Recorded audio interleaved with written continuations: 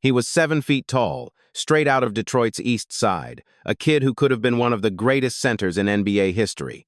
Reggie Harding had the size, the skills, and the swagger. He once outplayed Bill Russell, man, and for a minute, people thought Detroit had found its next legend. But fame came too fast, and the streets came calling louder than the game. His life turned from highlight reels to police reports, from cheering crowds to cold silence. By the end of the 1960, Reggie's story had become one of wasted talent, violence, and heartbreak. He lived wild, and he died the same way alone, in a Detroit alley.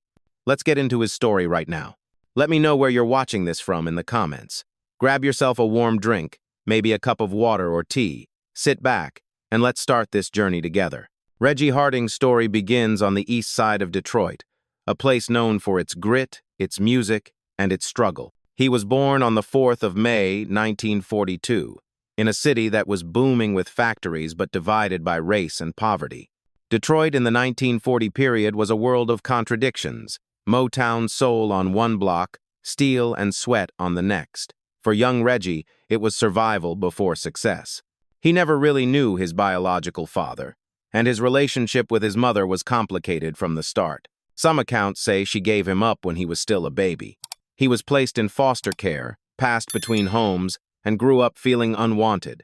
That kind of pain leaves a mark, man. It shapes how you see the world, how you see yourself.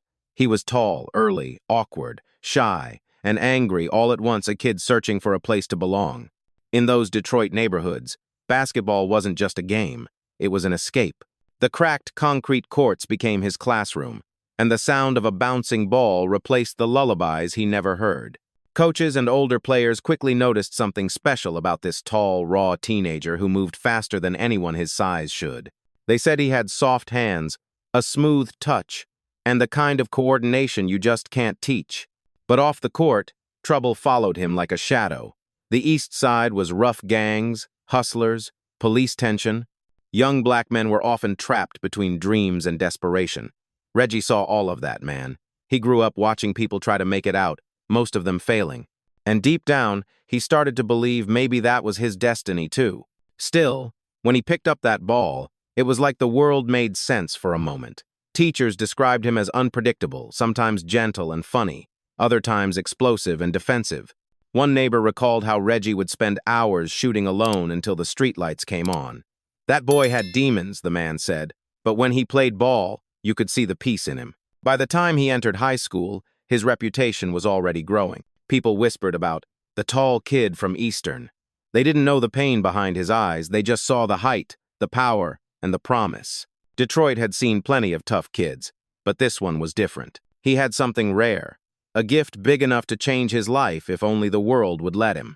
Reggie's childhood wasn't about joy or innocence. It was about endurance. Every challenge, every rejection, every night he felt invisible, all of it built the man he would become. And soon, that same kid who had nothing would make the whole city look up literally. By the time Reggie Harding reached Detroit Eastern High School, the kid who once wandered the streets had become a giant, literally. At 7 feet tall, with arms that seemed to stretch forever, he was impossible to miss. But it wasn't just his height that made people stop and stare, it was how he moved. For a big man, he was shockingly graceful, smooth like a guard, fast like a forward. You'd see him grab a rebound, spin, and go coast to coast with ease. People would say, "That boy ain't human, man. He's a walking mismatch." And Eastern High was one of the toughest programs in the Detroit City League, and Reggie turned it into his personal stage. Between 1957 and 1960, Eastern dominated 3 straight city championships, all anchored by Harding in the middle. He was a high school All-American, one of the most unstoppable centers in the country. Old-timers still talk about the packed gyms, the buzz, the way fans would line up around the block just to watch the 7-footer dunk like it was nothing. He didn't just play, one teammate remembered. He performed. But that success came with pressure. Everyone in Detroit expected Reggie to be their pride, the proof that talent could rise out of struggle. And man, that kind of spotlight can twist a young mind. Harding started feeling untouchable. Teachers said he skipped classes, argued with authority, and sometimes walked off the court if he didn't get the ball. His confidence that swagger began to border on arrogance. Yet underneath the bravado, there was still that kid craving love, craving validation. Local newspapers wrote glowing profiles, the gentle giant from the East Side. But those who knew him best saw both sides. One day, he'd be laughing with kids on the playground. The next, he'd get into fights with strangers for no reason. Coaches tried to mentor him, but Reggie didn't trust easily. "He'd been let down too many times," said one of his early mentors. "He'd rather push you away before you got the chance to hurt him." Still, when the ball tipped, everything else disappeared.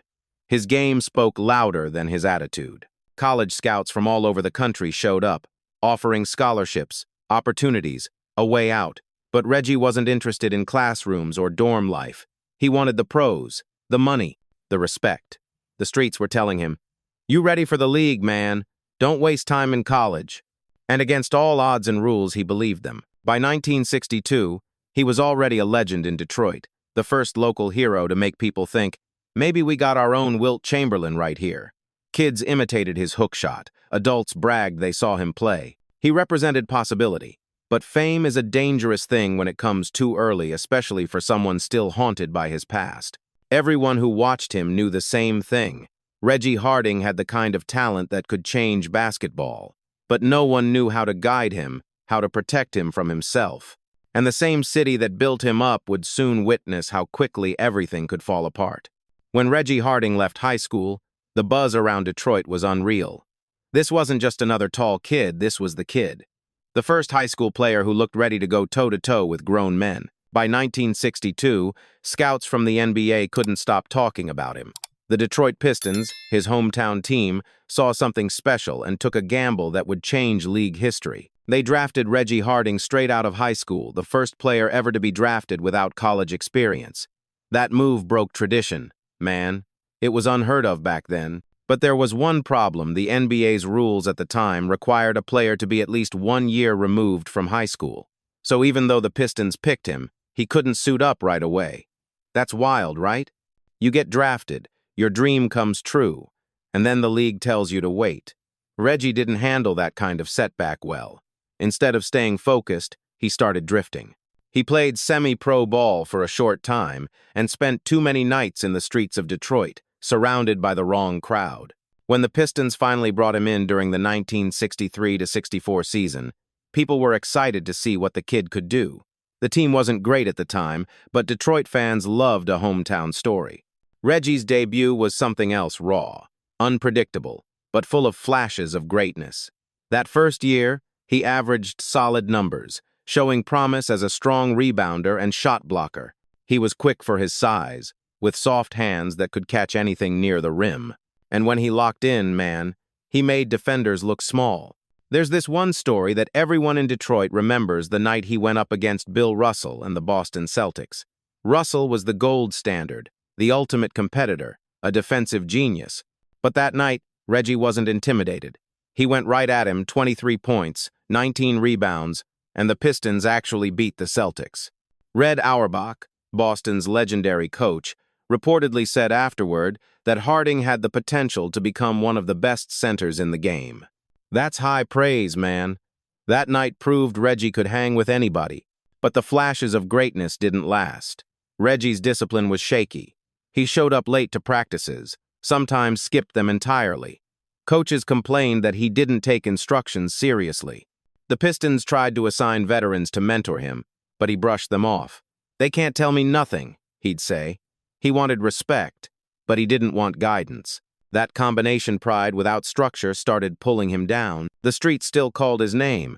Detroit in the mid-1960 wasn't an easy place for a young black athlete with fame and money. Everyone wanted a piece of him: hustlers, hangers-on, and old friends who expected him to take care of them.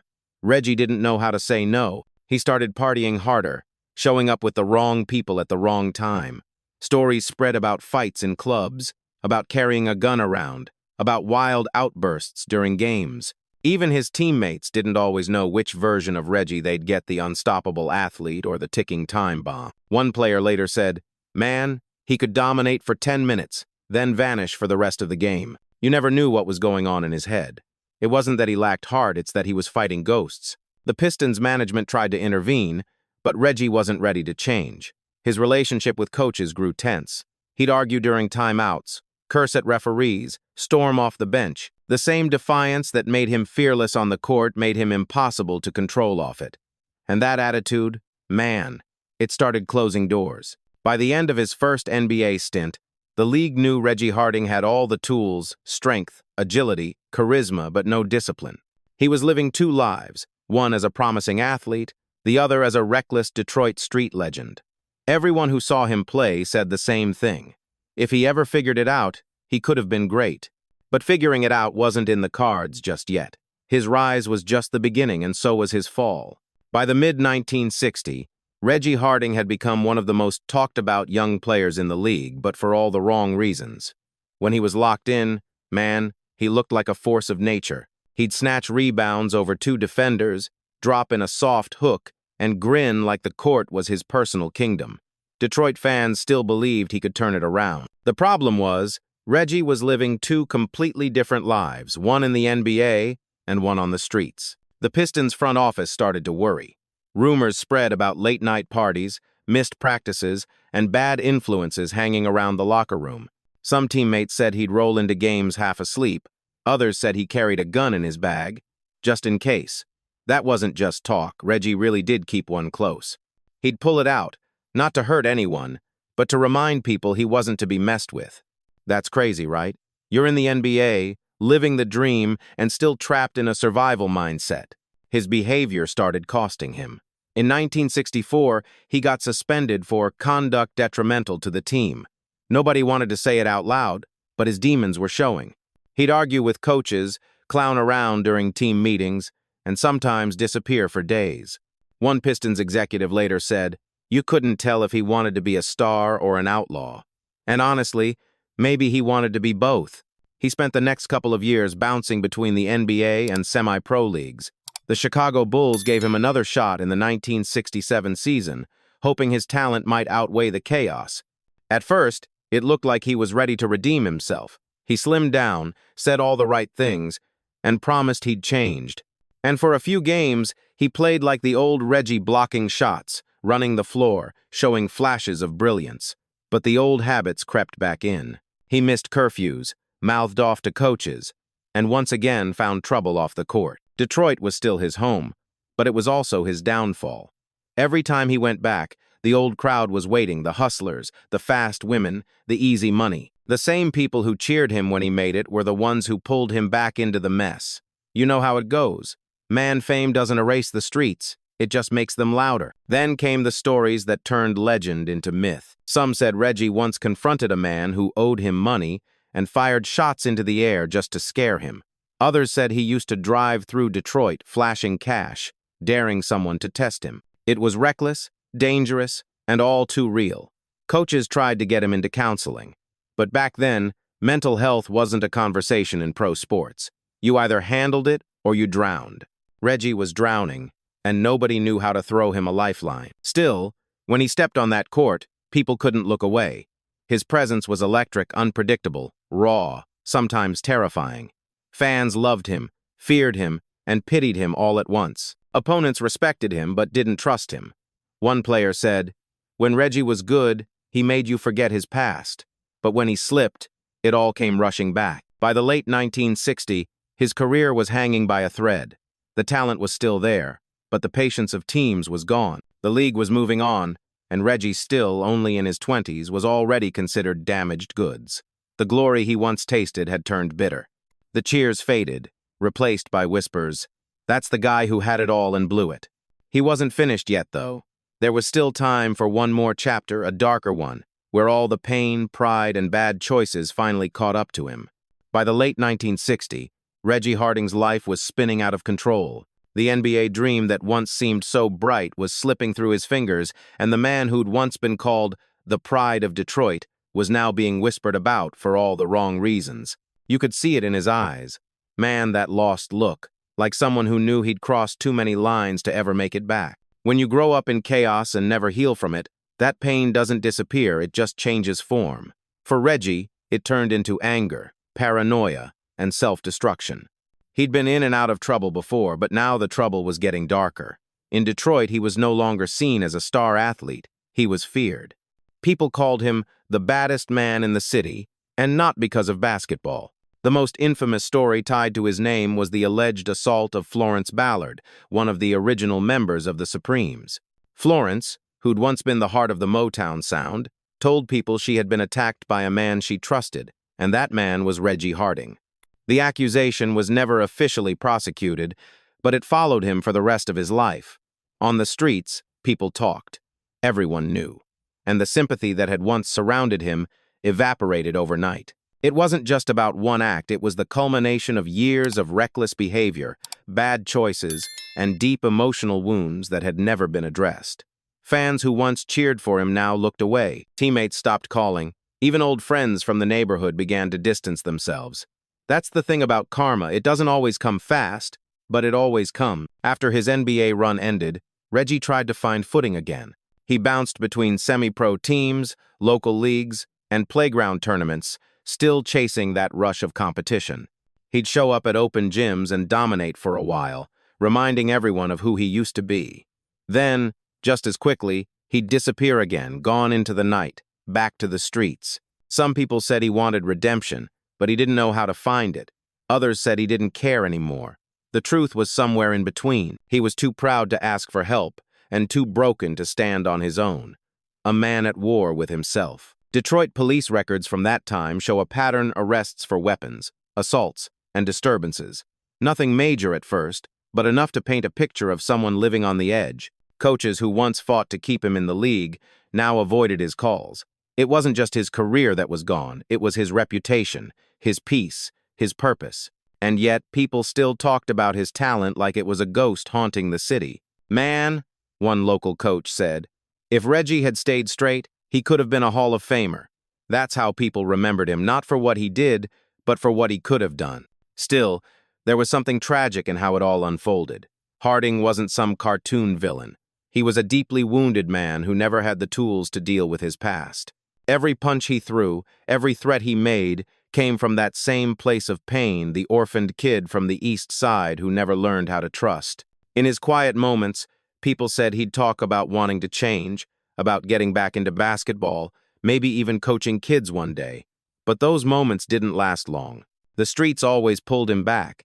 That's where he felt powerful, not on the court anymore, but in the chaos. By 1969, he was out of the league for good, only 27 years old, with nothing to show for all that promise except a handful of newspaper clippings and a long list of burned bridges. He'd gone from headlines to mugshots in less than a decade. And as the 1,970 approached, Reggie Harding, the 7-foot prodigy from Detroit, was standing on the edge of his own downfall. The fame was gone, the money was gone, and all that was left was a man trying to survive in the same city that had once worshipped him. But survival in Detroit came with a price, and for Reggie, that price was about to be final. By the early 1970s, Reggie Harding was no longer a basketball player. He was a cautionary tale walking around Detroit. The city that once cheered for him now watched from a distance, shaking their heads as if they already knew how his story would end.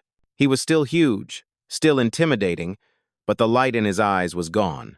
The swagger had turned into paranoia. The man who once ruled the court was now just another ghost of what could have been. He tried to keep playing ball, showing up at local rec centers or joining small leagues whenever someone would let him. For a few minutes on the court, you could see flashes of the old Reggie, the footwork, the soft touch, the presence that used to scare opponents half to death. But it was fleeting. Most days, he was just drifting through Detroit's East Side, hustling, surviving. People said he'd show up at bars, bragging about how he once outplayed Bill Russell, but the words sounded more like a memory he was trying to convince himself was still real. He was living hard, drinking, gambling, getting caught up in street business. The same traits that once made him fearless on the court made him reckless off it. Friends tried to warn him. One old teammate said, "Man, Reggie was always two people, the gentle giant and the ticking bomb. You never knew which one you'd meet that day." That duality had become his curse. He'd pull a gun on people for petty reasons, sometimes just to prove he still had control.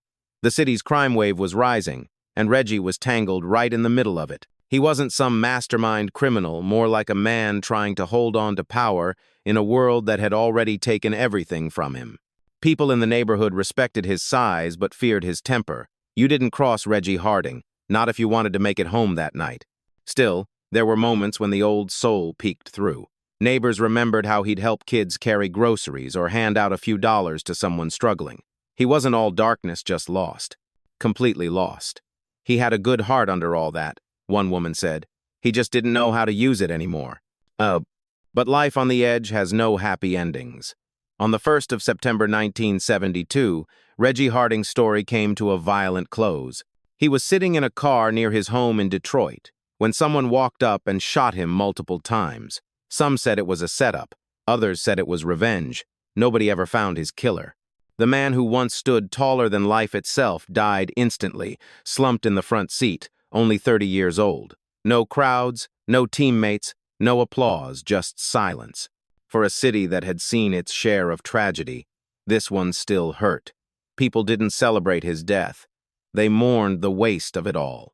Reporters called it the inevitable end of a wasted talent.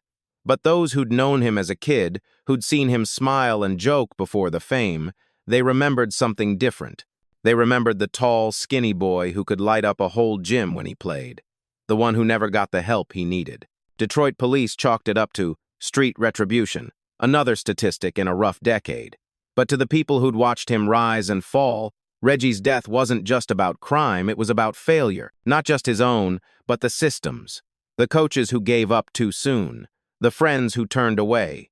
The city that loved him until he was no longer useful. In the end, he became exactly what everyone feared, another legend swallowed by his demons. But even after the headlines faded, his story stayed alive in whispers, in old photos, in the memories of those who still wondered what could have been if he'd just taken a different path. He lived by the sword, and he died by it. But somewhere deep in Detroit's heart, people still talk about Reggie Harding, the giant who lost his way. Reggie Harding's life ended violently, but his story refused to disappear. In Detroit, his name still echoes, sometimes as a warning, sometimes as a legend. He wasn't just another ball player who lost his way. He was the first of his kind, a pioneer in a game that didn't yet know how to handle someone like him. Before Moses Malone, before Kevin Garnett, before Kobe Bryant, there was Reggie Harding, the first high school player ever drafted to the NBA. That alone should have made him a trailblazer remembered with pride. Instead, it became a tragic footnote in basketball history. Even today, basketball historians still bring him up when talking about the evolution of the game. He proved that raw talent could come straight from the playground, that greatness didn't have to be polished in college halls. The league changed its rules partly because of him to make sure no other young player would be thrown into that kind of spotlight without guidance. In a strange way, Reggie's chaos helped shape the system that now protects young athletes. That's legacy, man, even if it came wrapped in pain. In Detroit, older fans still talk about him like a myth. You should have seen him play, they'll say. That boy was smooth like music, big like a storm. They remember the night he took it to Bill Russell, the dunks that made crowds jump out of their seats, the way he made the city feel like it could produce greatness on its own.